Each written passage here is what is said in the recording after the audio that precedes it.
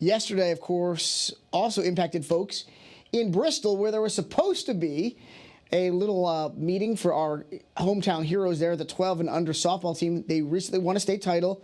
They're now playing in the Eastern Regional Tournament. We're so happy to be joined by Channel 3's Mark Robbins, and Mark's been cheering them on all along the way. And Mark, you weren't able to watch a game yesterday because the storm screwed up the tournament organizers' plans. Yeah, but Roger, it's great to be on the show, but give Little League a lot of credit because they persevered as an organization, and all the volunteers on that grounds crew were working tirelessly during the rain, in between the rain, after the rain, to make sure that at least 2 of the 3 games that had been pushed back and delayed because of all the bad weather got in last night. The 3rd game, of course, was going to feature the Bristol Little League All-Stars against Rhode Island in a winner's bracket game, with the winner moving on to the regional championship game that did not get played last night. It's going to be played and start in less than a half an hour. And joining me now is Patrick Tiscia, and he is one nervous dad because his daughter Ellie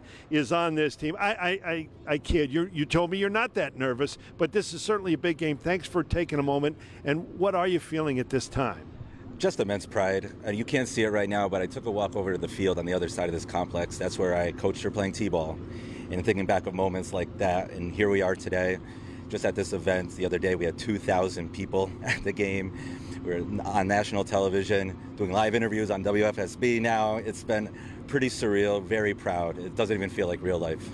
And what have you? How much contact have you had? I know they're kind of sequestered in the dorms. You get to see them, but only like in this area, right? Yeah. So we're in contact via phone. A lot of one-word text replies back from the girls. That means they're having fun. So it's got like a really glorified summer camp that they're having just a blast, and we're so happy that they're enjoying it too. So they're not thinking win this. Well, they are thinking win this game and get to the regional final, but they're not. They're not obsessing over it. They seem to be pretty calm and reflective. Absolutely. Judging by the karaoke video we sent of them in the cafeteria yesterday, they're doing just fine. Oh, wow. And for you and the parents, is everybody as calm as you seem to be, or are there certain parents that you know they're going to be nail-biting throughout? There's a couple. I won't name names. I think they're a little bit nervous, but it's just natural, in this situation, to be in such a big stage and have your child in this moment. It's a little unnerving, but we're so excited as a group. It must help being in familiar surroundings because you're in Bristol, you live in Bristol, and you've been coming here. Most of the parents have been taking their kids. These girls have been to this facility for several years over the summers, watching and dreaming of this moment. Yeah, and I think back, I used to take my kids. You can look behind the outfield fence over there. We'd bring out the blanket, the picnic, watch games all day, and here we are playing. You don't actually think about that when you bring them as they're little, because it seems just so out of the possibility. You don't think that's actually going to be you. And they think of the odds to get here, the amount of teams, the amount of players in this side of the country. It doesn't seem like something that could happen, but to actually be here is unreal. And you got the support of the entire state, and certainly this city of Bristol. I would imagine it might be tilted this afternoon with everybody coming over here. Yeah, for those that were here on Sunday, it was one of the most incredible crowds I've ever seen, whether it's at a UConn game, Yankee game, whatever, just the pride of when these girls took the field for warm-ups before the game. I kind of equated it to, I don't know if anyone's been to the Big East tournament, seeing UConn take the floor at the Garden. I've been a couple times. Yeah, I assume you have. Yeah. And just that just explosion of excitement when they come to take the floor. It was the same here when they took the field. I mean, and they're going to remember that. Ellie, your daughter's going to remember that for the rest of her life. Yeah, we're saving a lot of videos, saving a lot of pictures, and it's been really incredible. The amount of messages we've been getting is just, phone has been blowing up nonstop, 24/7. Not a lot of sleep, but that's for a good reason. Now, do you have to be careful to not look ahead, or be honest? Have you peaked at trying to get to North Carolina in the World Series? You always peak at what could potentially happen, right? But I hate the cliche, one game, one pitch at a time, but I'm not a cliche person, but it kind of plays out right now. So as you watch today and all the games, are you a guy that'll just sit there real quiet? Are you a guy that jumps up and down? Are you a guy do you want to be in the right field corner away from everybody else? Usually I watch games in the outfield. I'm the quiet one in the outfield, but I wanted to take in the atmosphere in the stands. If you look at some of the videos, you might see me. I'm the one just casually watching, but inside I feel it, absolutely. Well, Patrick, I appreciate you taking a moment and go get set up. They got here everybody got here like 10:15, 10:30, an hour and a half before the game. So go enjoy, set up. Wish you the best of luck, and maybe they're playing tomorrow for a title. Sounds good. Thank you so much for having me. All right, Patrick Tiscia, his daughter Ellie. What number? Number 7. All right, Ellie Tiscia. Here we go. All right, so Ellie and her teammates getting set. Less than a half an hour, so he's going to get ready for the first pitch. It's a winner's bracket game, Roger, between the Bristol All-Stars and the Cranston, Rhode Island state champions. So both teams have one win. The winner of this one, it's so important, gets to the final game, the championship game, tomorrow at noon. The loser will have to play Maine at about 3:30 this afternoon. Back to you. Yeah, and Mark, you mentioned it. So it's sort of, in theory, these young ladies from Bristol will have 2 opportunities today, or could have 2 opportunities today to get the championship game. But obviously to take care of business in that first game, they won't have to play this afternoon. And I know they already took Maine on earlier. They handed Maine an L. I think he said it was a 4-1 game. So if they take care of business and beat Cranston, they're on to the championship game. And it's sort of a modified double elimination. You can lose once on the way to the championship, but once you get to the championship game, then it is a winner-take-all, right? It's not a double elimination in the final round, right? Yeah, you're exactly right. The winner of tomorrow's game at noon between whoever gets those 2 teams that get there, the winner of this one, and then the winner of the 3:30 game will match up noon. Both today at noon and tomorrow at noon, I think, are both on ESPN. So if you can't get out here, but if you're in Bristol, maybe you can take a long lunch if you're working and come on out. Admission, of course, free for Little League. They got a great grandstand and a snack shack for food. So there's the amenities are plentiful, and the game is going to be terrific. Again, 2 teams that have already won here, so they've kind of settled in. They understand what's at stake, but the familiarity now with the surroundings. The teams have been here for several days, nearly a week already, so they're all used to the environment right now, Roger. Well, and I got to ask you, so Patrick, of course, isn't going to make any predictions. He's just nervous as a parent. You told me, we're not betting on this here, but you said you think that these young ladies from Bristol are going to take care of business. You think they're going to be in the final. You think they're going to be able to punch their ticket one way or another today, right? You think they're going to do it? I do. This is a really deep team. Keep in mind, in Little League softball, everybody bats, so you've got a roster of 11 or 12, depending on how you set it up. So this is a very deep batting order for the Bristol All-Stars, and they go very deep. A lot of teams, even All-Star teams at this level, don't have the depth after, say, the 5th or 6th hitter in the lineup. It drops off, and then it takes a while to get back to those good hitters because you still got another 6, 7 hitters to get through to get back to your top of the lineup. Bristol doesn't have to worry too much. They have a great depth, a really strong hitting lineup, and 4 outstanding pitchers, so the depth of the pitching staff could be challenged for both of these teams, because if you pitch 6 innings in a day, you can't pitch the next day. You have to have a day off. So depth will be a question in the circle as well for both teams. Strategy, how much you want your aces to go or your top 2 pitchers to go before you get them out to get ready for a possible championship game. And do you know, Mark, if Bristol's number 1 pitcher is pitching in that first game today, or are they going to potentially be able to be held until the final tomorrow if they get there? Do you know? You may not know that. I know you don't have the rotation details right in front of you. I do not know. I do not have that in-depth behind from the dugout knowledge.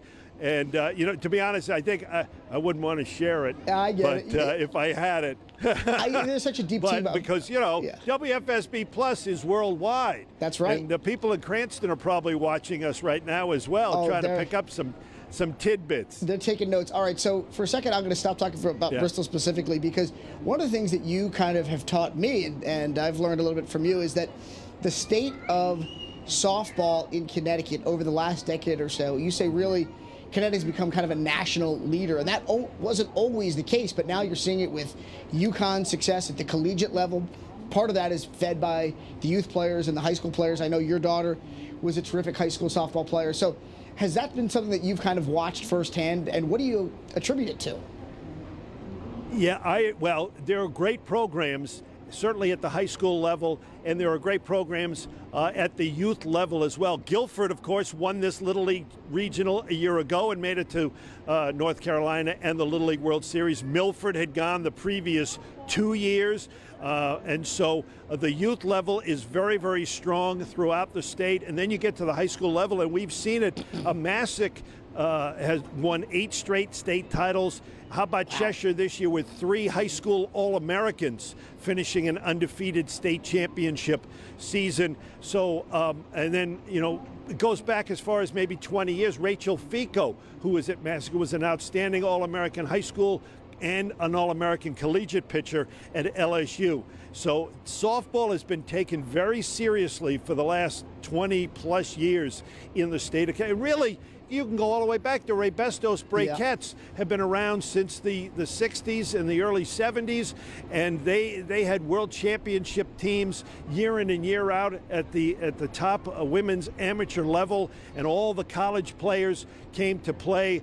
The best ones came to play for the Brakettes over the summers throughout the years. So softball, you got to go back maybe 50 years now. Fast pitch softball's been taken really seriously in this state. And it starts at the youth level, because you mentioned all those great high school programs, but you think about all of the great parents, and you just chatted with one of them, Patrick, who support these young ladies and these teams, and then all of the volunteers that make these Little League programs sing. I mean, you were telling us about what they did yesterday at Bristol just to make sure that those games went off in difficult weather conditions.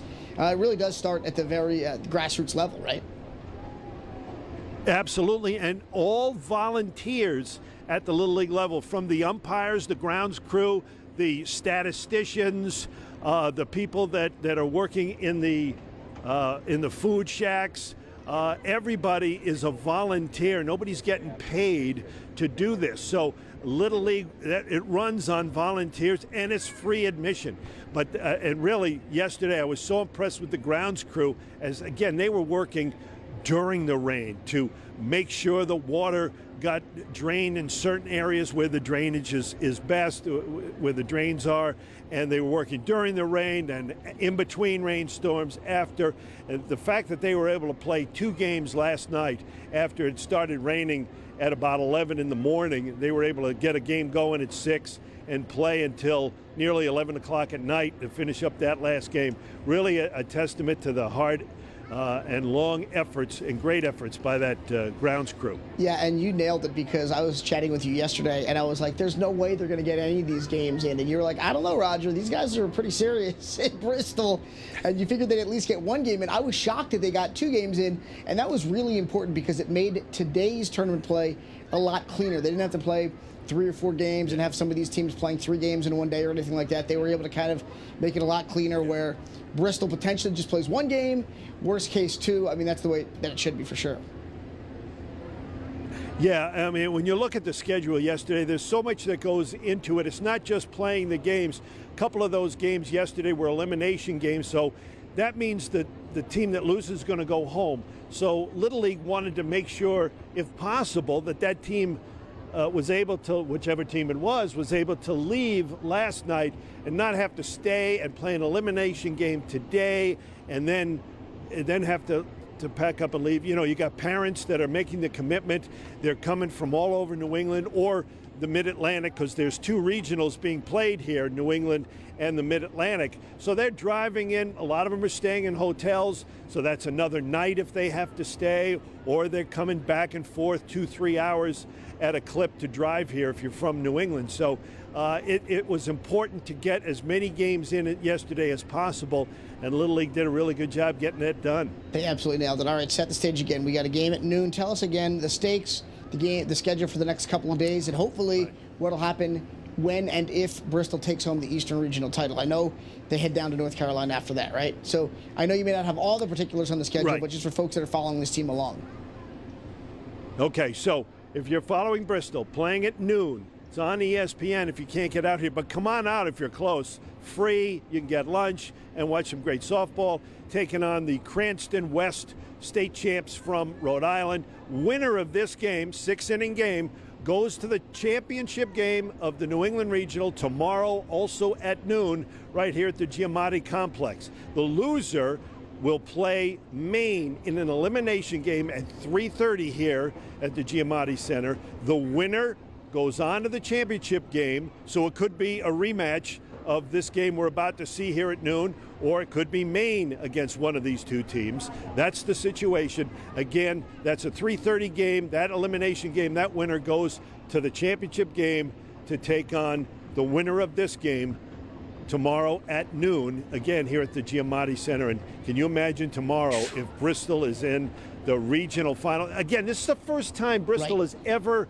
reached this level in girls softball. So to be in its hometown in a facility that's going to be just packed with probably well over 2,000 people. They may cram 4,000 or 5,000 in here tomorrow. It's going to be absolutely spectacular if Bristol can make it to the final game. Cannot wait. And again, Mark Robbins thinks they're going to make the championship game. I'm just going to put you on the spot. You think Bristol takes the Eastern Regional title? What do you think? Come on, how you feeling, Mark? Yeah, I do. I didn't want to jinx it with Patrick still here. I didn't want him to say you're jinxing it. Listen, I think this Bristol team is really, really deep, pitching wise and hitting wise, and in Little League softball, that's what you need. That's the combination that gets you to the World Series. So I feel very strongly that Bristol's heading to Greenville, North Carolina, and I believe it starts a week from this Sunday, I believe. But in that not this weekend, but a week or so from this weekend. All right, Mark Robbins, speaking it into existence. No one is covering this Bristol 12 and under softball team like Channel 3 and like Channel 3 Unscripted. Again, Mark, thanks for joining us live at the Giamatti Center. We'll check in with you again, I'm sure, throughout the day, hopefully celebrating an epic victory.